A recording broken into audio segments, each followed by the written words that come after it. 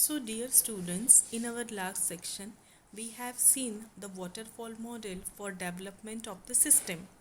Now, today we will see the requirement engineering phase, which is the first phase in waterfall model in detail. Embedded system development projects are divided into two categories: product development and turnkey execution. Now, product development means what? It's not necessary that always we will be producing or we will be creating any new particular product, but it might happen that we are having already one product, and by taking review and feedbacks from the customers and from the marketing team, whatever inputs we are having and whatever flaws we have found in that product, that will be overcome in our new enhanced product, that is called as product development. And turnkey project execution, this is what that will be completely new project because its requirements are according to the client. So, embedded system development projects are divided into basically two categories. One is product development enhancement, that is, we are enhancing the product and we are removing the flaws of the previous product. And one is the turnkey project execution, where we are building or we are producing the new product according to the client's input. So, the problem definition plays the very important and vague role, because whatever we are going to do or whatever inputs we have taken, all that should be included into the problem definition. So, problem definition will be a very vague, such as develop a handheld data terminal for use by field personnel or develop a processor controller system for a company. It's a particular example. Problem definition is what? Problem definition should be so precise that whatever we are going to do in our particular project, that should be specified in our problem definition. It should include all the flaws of your previous products, whatever functionality you are going to produce in your particular product, which are the plus points of your particular product, and which techniques you are going to use, and what is the advantage of using this particular product. All these things should be covered in the problem definition in a very precise way. So, the basic raw material of the requirement engineering phase is nothing but the problem definition. And the main process in requirement engineering is to convert this problem definition into the SRS, that is nothing but system requirement specification document. But whenever you are dealing with requirement engineering in the embedded system, the problem definition will be converted into validated system requirement specification document, means validated SRS document. So how it will be done? Whatever problem definition you are having, the analysis will be done on that, then the requirement specifications will be checked, after that validation will be done, and then we used to get the validated system requirement specification document. So when we are having the problem definition, first thing or first phase which is applied on the problem definition is requirement analysis phase. So in the requirement analysis phase, what are the conditions? So the in what will be the input to the system? What will be the output of your system? What input you are going to give to your system? What will be the number of inputs to your system? What will be the output of the system?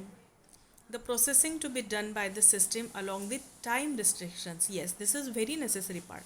After describing the inputs and outputs, what processing you are going to do, means what functionalities you are going to apply on your particular system, along with time restrictions.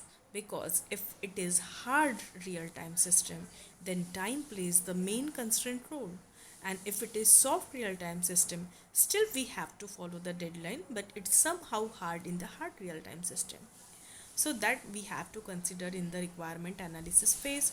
What will be the input supply voltage of your system? which communication interface you will be using. There are various communication interfaces we have seen.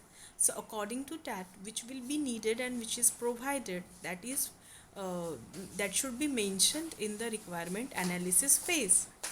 What will be the size of the embedded system? As we have seen that embedded system should be as compact as possible. So what will be the size of your embedded system? That should be also specified in the requirement analysis phase. Operating environment. Which will be the operating environment of your phase? Standards to be followed. Yes, this plays the main important role. Which standards you are going to use for your particular product, because these industry standards are required with your problem definition, because that should be approved from your client. So the requirement analysis phase find out or states and checks all these particular things. Once these requirements are obtained, they need to be documented, and the document called requirement specification has to be prepared.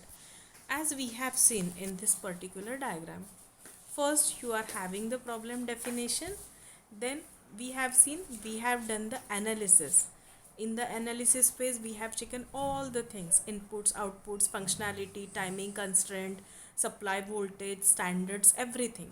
Now, after analysis, requirement specification is there. So, in requirement specification, we have to prepare the document. So, once we are having the requirements, once we have analyzed it, that should be documented then. So, whenever we are documenting our particular project, then it is divided into two parts: functional requirements and non functional requirements. Functional requirements means what is the functionality provided by your system, and non functional requirements are reliability. Reliability means your product should be more reliable, that it should be consistently, it should give the best performance.